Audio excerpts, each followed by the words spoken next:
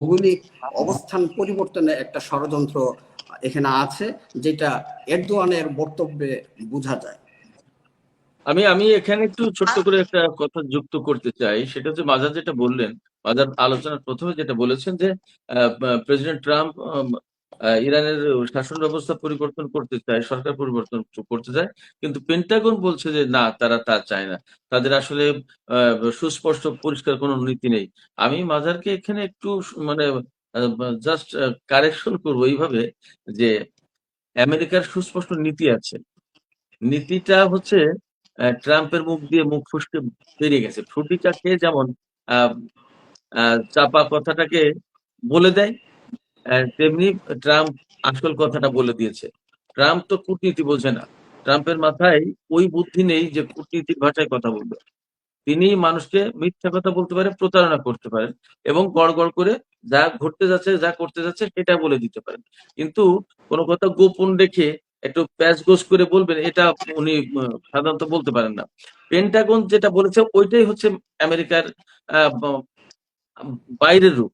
আর ভেতরের রূপ হচ্ছে ডোনাল্ড ট্রাম্প যেটা বলেছেন, তার মানে হচ্ছে আমেরিকা চায় এই ইরানের সরকার ব্যবস্থা এবং শাসন ব্যবস্থার পরিবর্তন ঘটাতে।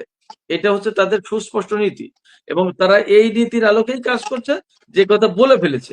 এখন ডোনাল্ড ট্রাম্প এই কথা বলে ফেলার কারণে যে কি হচ্ছে, লসটা কোথায় আমেরিকার, এইটা ডোনাল্ড ট্রাম্প বুঝতে পারছে না, যার কারণে কারেকশন করে দিয়ে পেন্টাগনের পক্ষ থেকে বলেছে না না, আমাদের সরকার পরিবর্তনের কোনো প্ল্যান নেই, এজেন্ডা নেই, আমরা শুধু ইরানের পরমাণু কর্মসূচি ধ্বংস করতে চাই।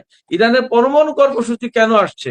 ইরানে যখন ইসলামী সরকার রয়েছে এবং বিপ্লবী সরকার রয়েছে, তখনই শুধুমাত্র ইরানে পরমাণু কর্মসূচি সাকসেস করার প্রশ্ন আসছে।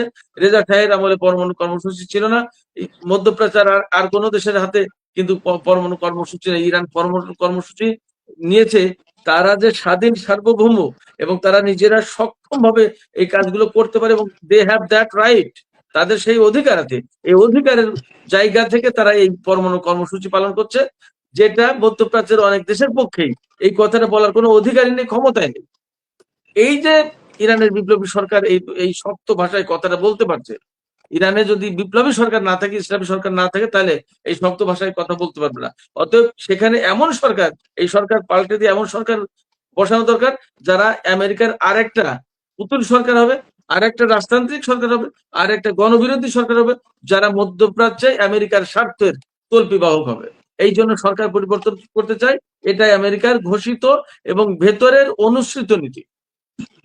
জি, সিরাজুল ইসলাম বলছিলেন যে ট্রাম্প এমন অনেক কথাই বলে দেন, যেমন খামেনিকে হত্যার কথাও তিনি বলে দিয়েছিলেন যে ইসরায়েলের উদ্দেশ্য ছিল খামেনিকে হত্যা করা, তারা বারণ করেছে। এবং পরে ইসরায়েলের পক্ষ থেকেও কিন্তু নেতানিয়াহু পরে সংশোধন করে বলেছেন যে আমাদের উদ্দেশ্য ছিল না রেজিম চেঞ্জ বা খামেনিকে সরানো, তবে এই যুদ্ধের পরে সেটা পরিণতি হতে পারে। তারাও কিন্তু এক প্রকার কূটনৈতিক ভাষায় সেটা বলে দিয়েছে। আসলে এটা এখন অনেকটা ক্লিয়ারই যে পট পরিবর্তন মানে রেজিম চেঞ্জটাই আসলে তাদের উদ্দেশ্য।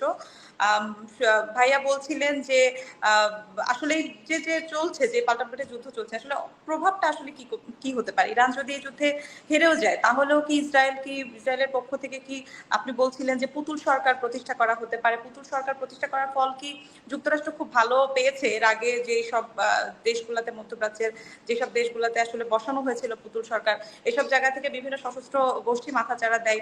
গাজাতে হামাসকে মোকাবেলা করতে হিমশিম খাচ্ছে ইসরায়েল। এই ইরান থেকেও যদি সেরকমই হয়, এই ধ্বংসস্তূপ থেকে আরো মিলিশিয়া গ্রুপ জেগে ওঠে, আসলে এই বিষয়গুলো আসলে কিভাবে মোকাবেলা করবে? এই বিষয়গুলো আসলে মোকাবেলার প্রশ্নের চেয়ে বাস্তবতা, যেটা আপনি যেটা জানতে চাইছেন মূল কথা, সেটা হচ্ছে যে ইরানে যদি সরকার পরিবর্তন হয়, তাহলে তার প্রভাবটা কি পড়বে এবং আমেরিকার তাতে লাভটা কি হবে কিনা, যেটা অর্জন করতে চায় সেটা অর্জন করতে পারবে কিনা, এটা হচ্ছে প্রশ্ন। কারণ পুতুল সরকারগুলো তুলনামূলক দুর্বল হয়, সেখানে সশস্ত্র গোষ্ঠী জেগে উঠবে কিনা, ইত্যাদি ইত্যাদি। একটা জিনিস হচ্ছে কি, যে আমেরিকা প্রধানত এবং প্রথমত ইরানে সরকার পরিবর্তন করে ফেলতে চায়। আপনি নিশ্চিত থাকুন, মধ্যপ্রাচ্যে একমাত্র দেশ, একমাত্র সরকার ইরান, যারা আমেরিকার এবং ইসরায়েলের এবং গোটা পশ্চিমা জগতের স্বার্থের প্রতিকূলে অবস্থান করে, একমাত্র দেশ হচ্ছে ইরান। আর কারো পক্ষে এইভাবে শক্তভাবে দাঁড়ানো সম্ভব হয়নি, আর কারো পক্ষে এইভাবে শক্তভাবে কথা বলা সম্ভব হয়নি। শুধু তাই না, এটা শুধু মধ্যপ্রাচ্যের ব্যাপার না। ইরান যে মার্কিনীদেরকে জাস্ট বলছে নো, ইরান যে মার্কিনীদেরকে ইরান থেকে এক্সপেল করেছে, বহিষ্কার করেছে, বের করে দিয়েছে, এবং মধ্যপ্রাচ্য থেকে বের করে দিতে চাই। আর কোন দেশের পক্ষে এইভাবে কথা বলা সম্ভব হয় না, আর কারোর হাতে এই রকমের কোনো এজেন্ডা নেই, আর কেউ এই ধরনের কথা বলতে চায় না। তার মানে হচ্ছে যে শুধুমাত্র মধ্যপ্রাচ্যে না, সারা বিশ্বে আমেরিকা এবং পাশ্চাত্যের জন্য ইরান একটা বড় থ্রেট, বড় হুমকি এবং বড় বাধা। আমি তার ছোট একটা উদাহরণ দিতে পারি। ধরুন ভেনিজুয়েলায় যখন ভেনিজুয়েলায় কিন্তু বিশ্বের সবচেয়ে বেশি তেলের মজুদ রয়েছে। এই দেশটাকে নিষেধাজ্ঞা দিয়ে, এই দেশের উপর নিষেধাজ্ঞা চাপিয়ে দিয়ে এই দেশটাকে একেবারে তেল ব্যবহারে 0 পর্যায়ে নিয়ে এসেছিল আমেরিকা, এই ডোনাল্ড ট্রাম্পের আমলে। তখন ইরান মার্কিন নিষেধাজ্ঞাকে উপেক্ষা করে 6 জাহাজ তেল পাঠিয়েছে আমেরিকার একেবারে নাকের ডগা দিয়ে ভেনিজুয়েলায়। এই যে দুঃসাহস, বা তাদের ভাষায় দুঃসাহসের কথা বলতে, এই যে প্রশ্ন, এটা শুধুমাত্র বিশ্বে একটাই মাত্র উদ্দেশ্য করছে, সেটা হচ্ছে ইরান। আমেরিকার জন্য ইরান বাধা।